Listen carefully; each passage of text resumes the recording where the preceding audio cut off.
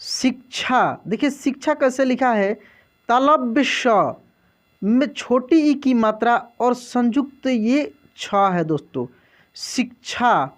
ठीक है, इसके बाद यहाँ पे देखेंगे दोस्तों, ये अगला वर्ड जो लिखा है पक्षियों। देखिए ये जो छ है ये संयुक्त छ है, जो आधा क और मूर्धन्य श से मिलकर बनता है। ठीक है, तो इसका जब उच्चारण होता है ना तो क का और श का दोनों का उच्चारण होता है।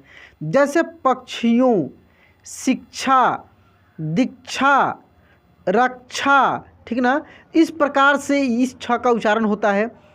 नमस्कार दोस्तों, हमारे ऑनलाइन ट्यूशन अड्डा चैनल पर आपका स्वागत है।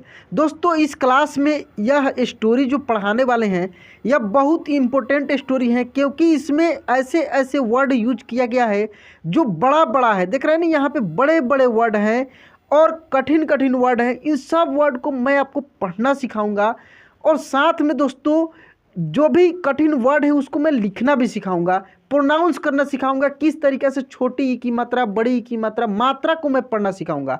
तो दोस्तों यदि आप इस चैनल पर नए हैं तो प्लीज़ इस चैनल को सब्सक्राइब कर लीजिए, बेल आइकन दबा के ऑल पे क्लिक कर लीजिएगा। आइए यहाँ से एक एक शब्दों को खूब आराम से हम लोग पढ़कर देखते हैं। एक थे राजा, उन्हें पशु पक्षियों से बहुत प्यार था। देखिए आधा प है और फिर पूरा यह है, देखिए प्यार। तो इस प को तेजी में पढ़ रहे हैं, जो भी आधा अक्षर होता है उसको तेजी में पढ़ा जाता है। तो ये है प्यार, वो प्यार मोहब्बत वाली प्यार। यहाँ पे देखिए आधा न है तो इसको भी हम लोग तेजी में पढ़े, उन्हें, उन्हें, उन्हें नहीं, कैसे पढ़े, उन्हें। वे पशु पक्षियों से मिलने के लिए वन में जाते थे। वे पशु पक्षियों से मिलने के लिए वन में जाते थे। कौन वन में जाते थे? राजा जाते थे। हमेशा की तरह एक दिन राजा पशु पक्षियों को देखने के लिए वन में गए। अचानक आसमान में बादल छा गए और तेज तेज बारिश होने लगी। अचानक आसमान में बादल छा गए और तेज बारिश होने लगी। बहुत मज़ेदार कहानी है दोस्तों, खूब आराम से इसको सुनिए। ध्यान देना है कि शब्दों को कैसे पढ़ा जा रहा है, किस तरीके से उच्चारण हो रहा है।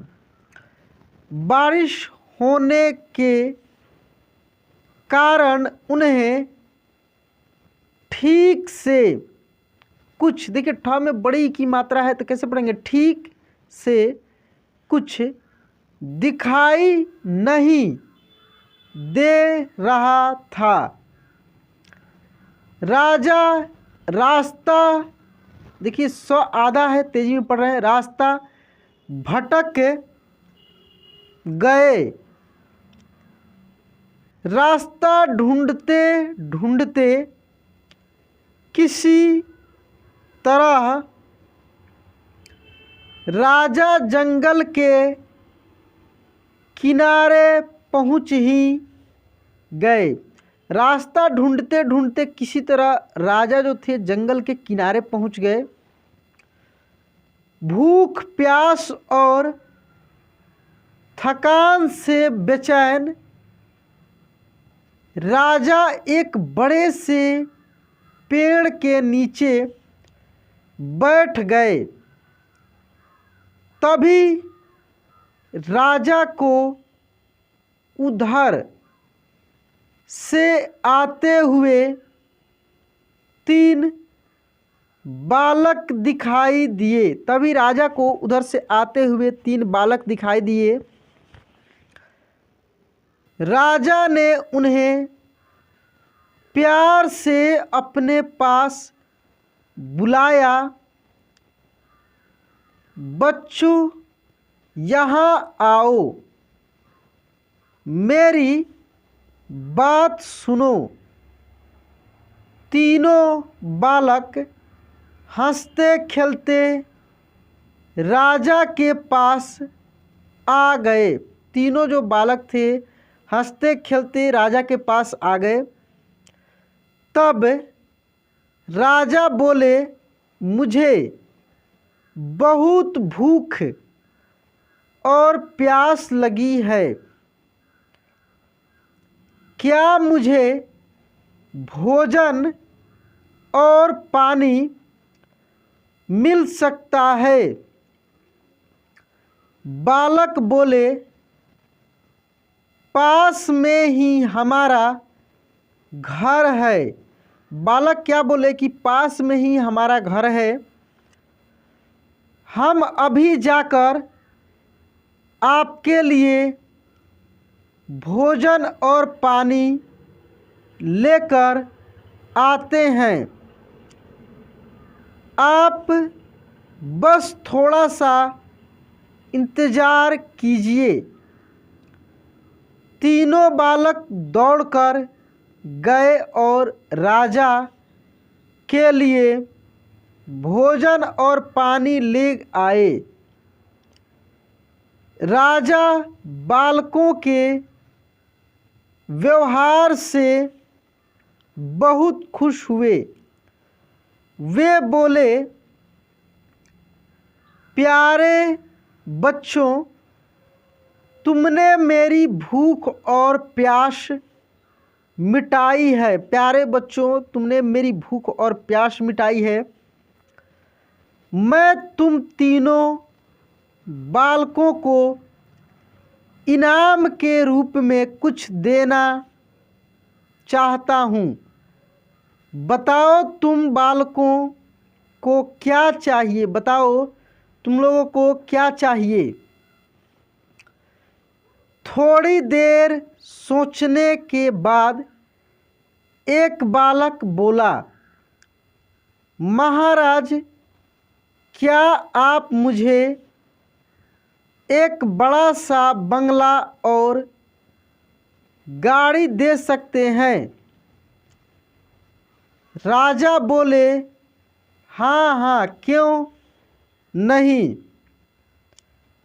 अगर तुम्हें यही चाहिए तो ज़रूर मिलेगा। अब तो बालक फूले न समाया। दूसरा बालक भी उछलते हुए बोला, मैं बहुत गरीब। दूसरा बालक क्या बोलता है? मैं बहुत गरीब हूँ, मुझे धन चाहिए जिससे मैं भी अच्छा खा सकूं, अच्छे अच्छे कपड़े पहन सकूं और खूब मस्ती करूं। अब देखिए जो तीसरा बालक था वो क्या मांगता है? राजा मुस्कुराकर, इसको पढ़ेंगे दोस्तों मुस्कुराकर, स आधा है, ठीक है, तो स को तेजी पढ़ रहा हम लोग यहाँ पे।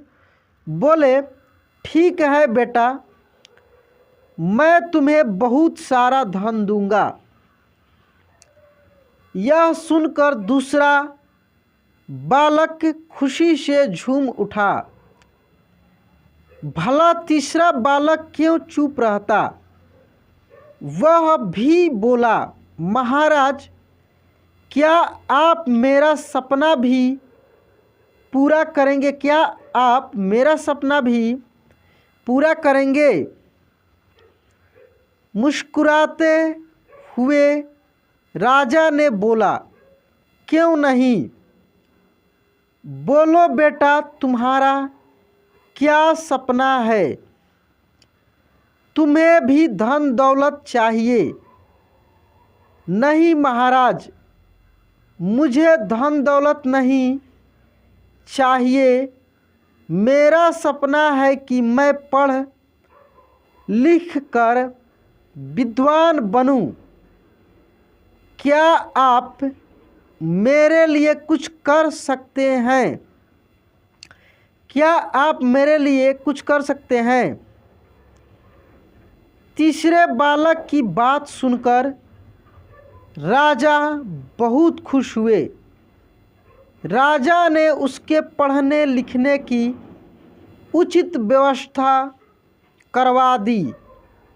वह मेहनती बालक था। वह दिन रात लगन से पढ़ता और कक्षा में पहला स्थान प्राप्त करता। इस तरह समय बीतता गया। वह पढ़ लिख कर विद्वान बन गया। राजा ने उसे राज्य का मंत्री बना दिया। बुद्धिमान होने के कारण सभी लोग उसका आदर सम्मान करने लगे।